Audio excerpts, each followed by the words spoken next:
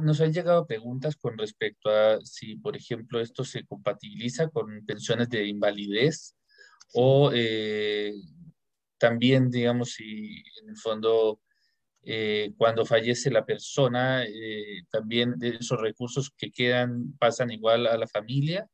Sí. Ok, a ver, este beneficio es tanto para personas que en el momento de solicitarlo estén pensionados o no estén pensionados. Si está pensionado por vejez, una persona que se pensiona por vejez, le calculan la pensión, ¿no es cierto?, a la expectativa de vida. Las mujeres tenemos una expectativa de 90 años, por ejemplo. Los hombres un poco menores. Entonces se calcula para cubrir todos esos años.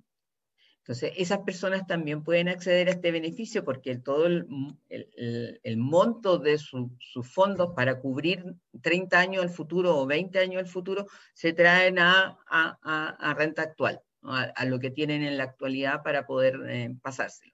También pasa eso con los que están pensionados por invalidez.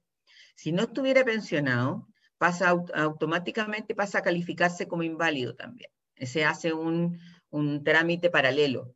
Entra la solicitud para calificar como enfermo terminal y a su vez se activa una solicitud para calificarlo como en las comisiones médicas para ver la pensión de invalidez. ¿Por qué? Porque la gente que está trabajando en la actualidad y que está con licencia médica está cubierto por un seguro que se llama seguro de invalidez y sobrevivencia. Y ese seguro, en las compañías de seguro, cuando las personas son declaradas inválidas totales, hay un aporte de la compañía de seguro.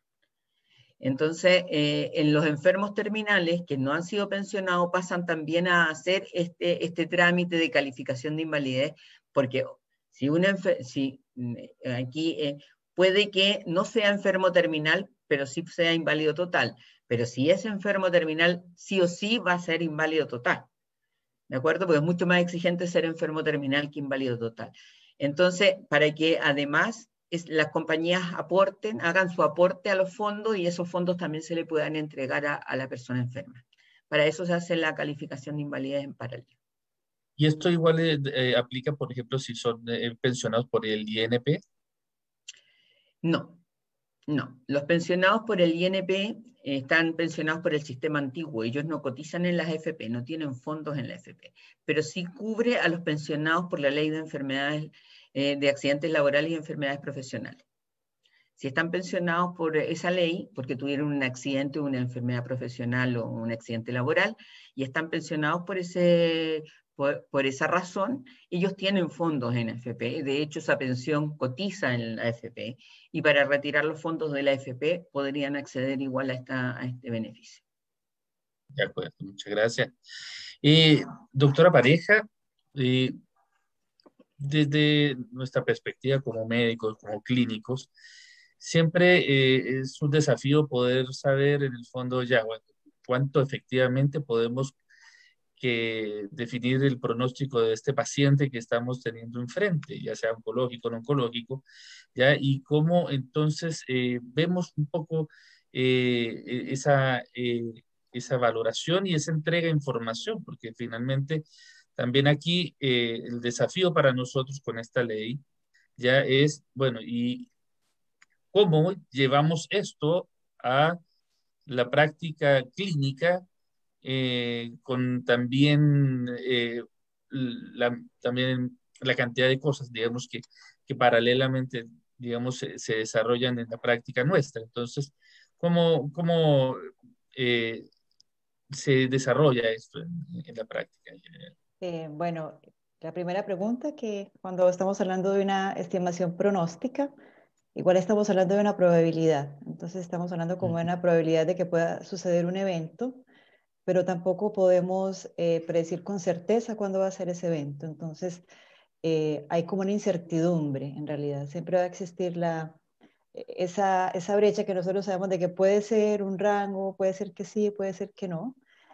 Tenemos un poco más de información en las enfermedades oncológicas en las cuales hay ciertas circunstancias que nos ayudan como a pensar que la persona podría tener una sobrevida, digamos, menor de 6 meses, menor de 3 meses.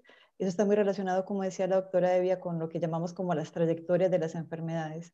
porque la trayectoria en la enfermedad oncológica viene en un punto como una meseta y usualmente luego declina de una manera abrupta. Pero en las enfermedades oncológicas, en este caso como la demencia o en la fragilidad, lo que pasa es que hay como un deterioro, pero puede tener, hay como crisis y luego puede volver a un nivel basal o luego puede volver a disminuir un poco. Entonces, es complejo y nosotros en el momento podemos tener como algunas características que nos sugerirían de que la persona tiene una sobrevida limitada, pero siempre vamos a tener ese rasgo de incertidumbre para poder predecirlo. Por eso en la medicina paliativa nosotros usualmente no solemos hablar de un tiempo específico, sino como que lo damos como en un rango, que puede ser días a semanas, semanas a meses, por esta incertidumbre. Y por otra parte, la segunda pregunta es muy importante porque tanto la ley de enfermo terminal como la misma ley de derechos y deberes de los pacientes nos obliga a nosotros como médicos a entregar la información sobre el diagnóstico, pero también tenemos que saber que las personas tienen necesidades diferentes de información. Entonces es muy importante, esto nos abre como un área dentro de la medicina que nosotros no tenemos muchas habilidades en la comunicación, en cómo entregar información, cómo entregar una mala noticia, porque obviamente decir que uno tiene una enfermedad con una expectativa de vida limitada, con una cronicidad avanzada, es una mala noticia. Entonces esto nos va a exigir a los médicos que empecemos a hablar más, a hacer preguntas, porque nosotros somos muy dados a hablar mucho con cifras y una cosa, pero no siempre escuchamos a los pacientes. Entonces, lo primero es como escuchar qué quiere saber el paciente. ¿Quiere saber el paciente su diagnóstico? ¿Cómo va a ser la trayectoria de la enfermedad? ¿Qué va a pasar hacia adelante? ¿Quiere saber unas cosas sí, otras no? Si no quiere saber en quién confía para que le entreguemos la información, porque siempre es un derecho de ser informado, pero también es un derecho de saber a quién se le entrega la información o de no ser informado. Entonces, en realidad es muy importante que nosotros entendamos de que implementar esta ley de enfermo terminal también nos va a exigir mejorar nuestras habilidades de comunicación, porque tenemos también ya que integrar, si el paciente no va a querer saber la información, ¿quién va a ser el que la va a recibir? ¿Quién va a ser la persona que va a tomar las decisiones en el caso de que no lo pueda hacer? Y eso lo tenemos que empezar a hacer desde etapas muy tempranas, porque si no vamos a llegar a una etapa muy tardía donde no sabemos quién nos va a recibir todo esto. No es tan fácil como llegar y decir que yo lo informo, tiene una expectativa de vida de tanto, sino que es una entrega de una mala noticia que va a generar obviamente una emoción y un impacto muy grande dentro del paciente y dentro de la familia. Gracias.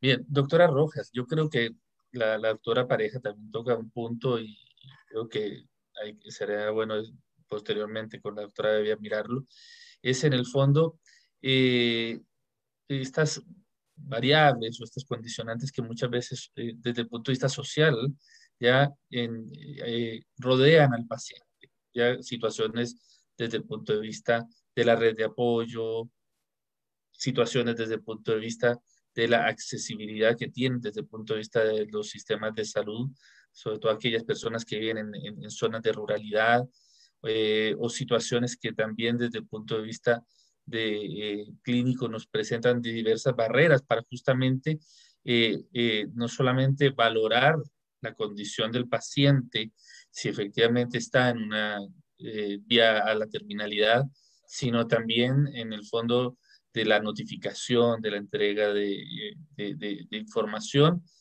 y avanzar, obviamente, hacia esta eh, certificación que también la institución como tal ya debe dar antes de que pase a manos, digamos, de la superintendencia.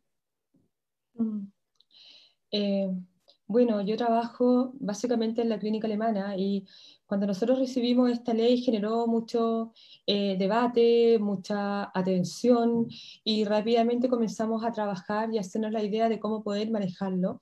¿Ya? Y esta ley tiene dos mandatos fundamentales. Primero es que tenemos que hacer el diagnóstico de expectativa de vida limitada, tenemos que hacerlo en los pacientes desde el 1 de julio, en los pacientes que estamos viendo en las consultas día a día, pero además tenemos que hacerlo en retrógrado, es decir, saber que hemos visto pacientes que tienen expectativa de vida limitada, que no les informamos de esta ley porque no sabíamos, pero que tenemos la obligación de hacerlo. Y eso genera mucha incertidumbre porque significa comenzar a realizar registros clínicos y aplicar escalas de tamizaje o escalas de predicción de expectativa de vida que no están validadas en Chile. Entonces eso genera a nosotros mucha angustia y por también contaba la doctora Pareja que ¿cómo podemos comunicar una noticia así por teléfono? ¿Cómo podemos llamar a alguien y decirle, sabe que soy la doctora Rojas, la vi a usted hace 6 meses y apliqué una escala que no está validada en Chile todavía, pero a mí mi impresión es que usted se va a morir en 1 año más y tiene este derecho? Es como el acto imposible, el acto que no deberíamos hacer, porque dar una noticia de un mal pronóstico es una situación profundamente humana, que tiene que darse en un contexto, en una situación específica, sabiendo que el paciente quiere recibir esa información, sabiendo que es un derecho, pero de ninguna manera podemos darlo de manera telefónica. Eso es vulnerar un poco esa relación como un poco respetuosa y sagrada que tenemos que tener con nuestros pacientes.